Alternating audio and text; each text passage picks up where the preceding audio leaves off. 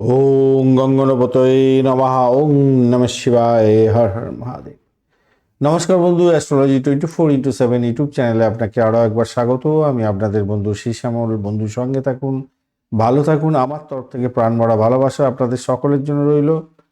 শুরু করব ডিসেম্বর মাস, বছরের শেষ মাস। বৃশ্চিক রাশির বন্ধুদের কেমন যেতে পারে সে সম্পর্কে বিস্তারিত আলোচনা।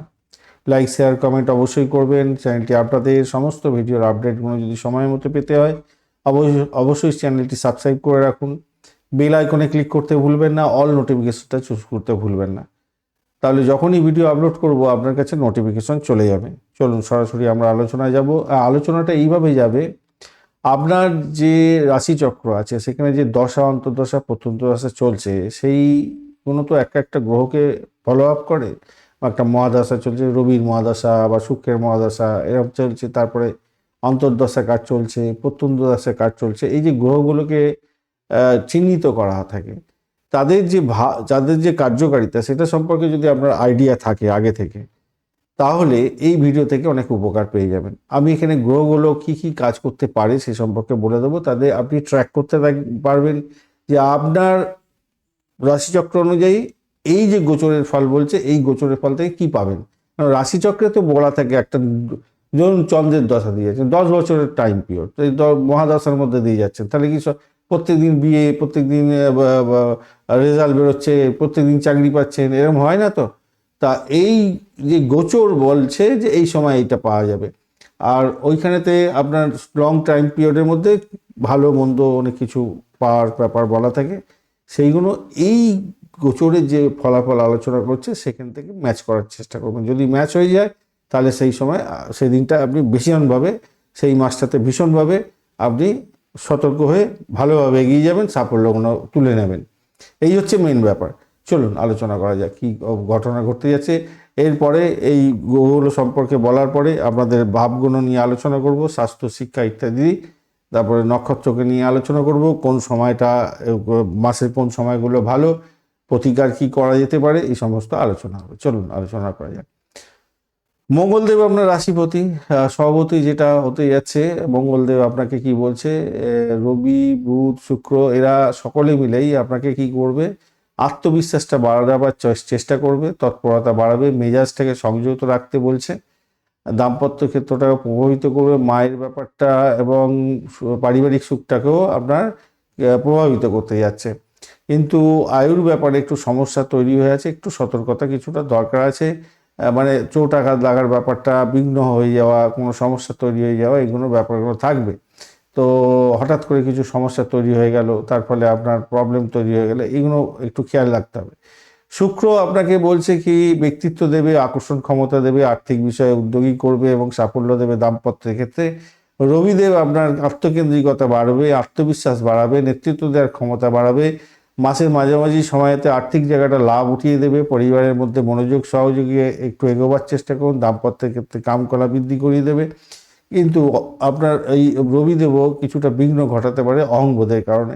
বুধদেব আপনার কি করবে, আপনার পরিবার বৃদ্ধির যোগ দেখাবে এবং পরিবারের মধ্যে শান্তি শৃঙ্খলা বজায় রাখার জন্য চেষ্টা করাবে। তো যোগাযোগ, বুদ্ধিমত্তা এবং শিক্ষার দ্বারা আপনি ভালো একটা জায়গা তৈরি করতে যাচ্ছেন। আর্থিক লেনদেনের ক্ষেত্রে সাফল্য পাবেন এবং বাকচুক্তির মাধ্যমে সাফল্য পেতে যাচ্ছেন। দাম্পত্য জীবনের ক্ষেত্রে উষ্ণতা বৃদ্ধি করবে। কিন্তু এই বুধদেবও যদি খারাপ থাকে না, আপনার বড় ধরনের বাধাবিঘ্ন করে দিতে পারে। চিটিংবাজের পাল্লায় পড়ে গিয়ে আপনার অর্থ নাশ হতে পারে, বা পরীক্ষার ক্ষেত্রে সাফল্য পাওয়ার যে জায়গাটা ছিল সেখানটা দেখলেন যে 80% নাম্বার পাওয়ার দরকার ছিল, সেখানে আমরা 60 পেয়ে গেলেন। বৃহস্পতি দেব যেটা করতে থাকবে, আপনাকে আপনাদের শত্রু জয়ী করার জন্য চেষ্টা করবে, ঋণ মুক্তির জন্য চেষ্টা করবে, প্রতিযোগিতামূলক পরীক্ষার ক্ষেত্রে সাফল্য দেবে, স্বাস্থ্যের দিকে কিছুটা মনোযোগ দিতে বলছে আপনাকে। আর আপনাদের ক্ষেত্রে কর্মক্ষেত্রটা ভালোভাবে ব্যয়ও করতে পারে, বৃহস্পতি অনেকটা ব্যয় দিতে পারে, বিদেশ যাত্রার মতো সুযোগও দিচ্ছে এবং আপনার সন্তানের জন্ম হওয়ার জন্য কিছু খরচ খরচা বৃদ্ধি এগুলো হতে পারে। শনিদেব আপনার সুখ দেবে, মা এবং বাড়ির ব্যাপারে একটুখানি দেখভাল করবে। কিন্তু এখানে শনিদেব যদি খুব খারাপ থাকে না, তাহলে আপনার ওই পারিবারিক সুখটা তছনছ করে দিতে পারে। মায়ের স্বাস্থ্য নিয়ে উদ্বেগ হয়ে যাবে, গৃহে অশান্তি চূড়ান্ত শিখরে যাবে। আর শত্রু আপনার মানে পারিবারিক শত্রু বৃদ্ধি হয়ে যাওয়ার সম্ভাবনা থাকবে, তাই খেয়াল রাখে চলতে হবে। কর্মক্ষেত্রেও শত্রুতা দিয়ে দিতে পারে। রাহু আপনার কি করবে, প্রতিযোগিতামূলক পরীক্ষার ক্ষেত্রে অপ্রত্যাশিত জয় এনে দেবে, হঠাৎ করে রোগ মুক্তি করতে পারে, শত্রু নাশও করতে পারে। আবার বিদেশ থেকে কিছু বিদেশে যারা আছেন তাদের ক্ষেত্রে কিছু ব্যয় হতে পারে, সমস্যা তৈরি করতে যাচ্ছে এবং পারিবারিক অর্থ নাশ করে ফেলতে পারেন, সতর্কতার দরকার আছে। কেতু আপনার কি করতে চাইছে, অপ্রত্যাশিত ব্যয় করিয়ে দেবে, বিদেশ ভ্রমণের যোগও তৈরি করছে, আধ্যাত্মিকতার ক্ষেত্রে ভালো ফল দেবে বলছে।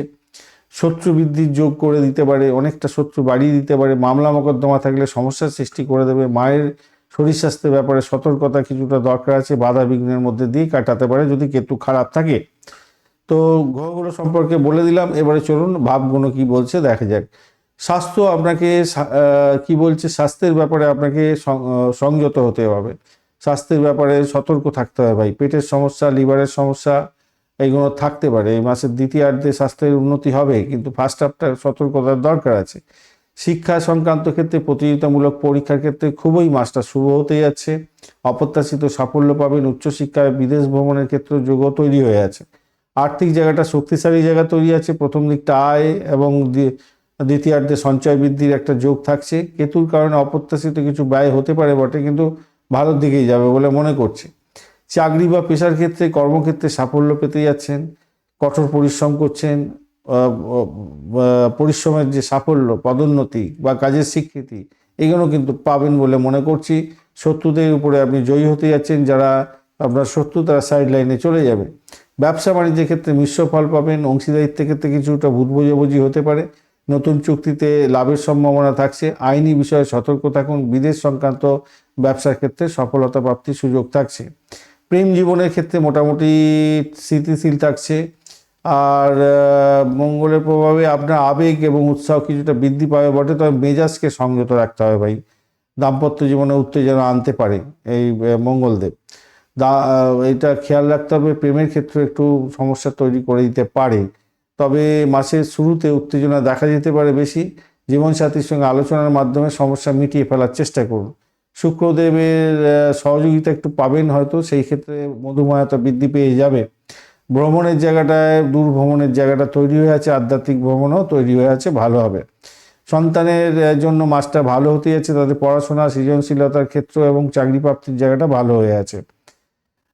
বিশাখা নক্ষত্রের বন্ধুদের ক্ষেত্রে যেটা দেখা যাচ্ছে, আর্থিক জায়গাটা সাফল্য পাবেন, প্রতিযোগিতামূলক পরীক্ষার ক্ষেত্রে জয়লাভ পাবেন, সম্পর্কের ক্ষেত্রে কিছুটা অস্থিরতা দেখা দিতে পারে।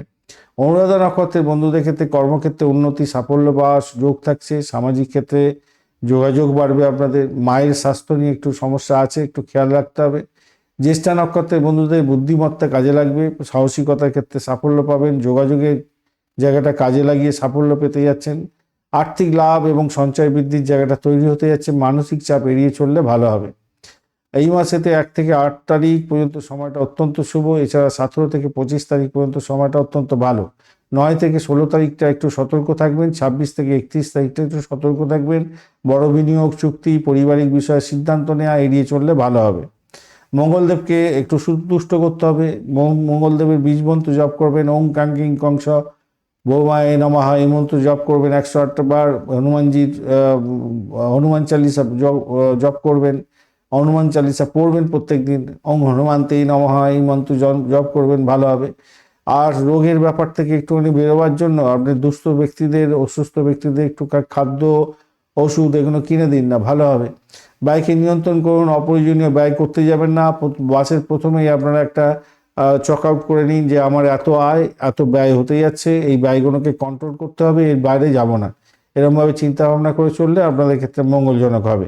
ধন্যবাদ বন্ধু ভিডিওটি দেখার জন্য। লাইক, শেয়ার, কমেন্ট অবশ্যই করবেন, আর ভিডিও এই ধরনের পেতে অবশ্যই চ্যানেলটি সাবস্ক্রাইব করে রাখবেন। বার্ষিক রাশিফল 2026, বার্ষিক নক্ষত্রফল 2026 অলরেডি আপলোড করে দেওয়া আছে, অবশ্যই দেখবেন, কাজে লাগান, সাফল্য পাবেন। আর দৈনিক রাশিফল দেখতে ভুলবেন না। পঞ্চাঙ্গের ভিডিও দেখে সঠিক সময়ে সঠিক কাজ করবেন, তাহলে আপনার ক্ষেত্রে লাভজনক জায়গা তৈরি হবে। তো সঙ্গে থাকুন, ভালো থাকুন।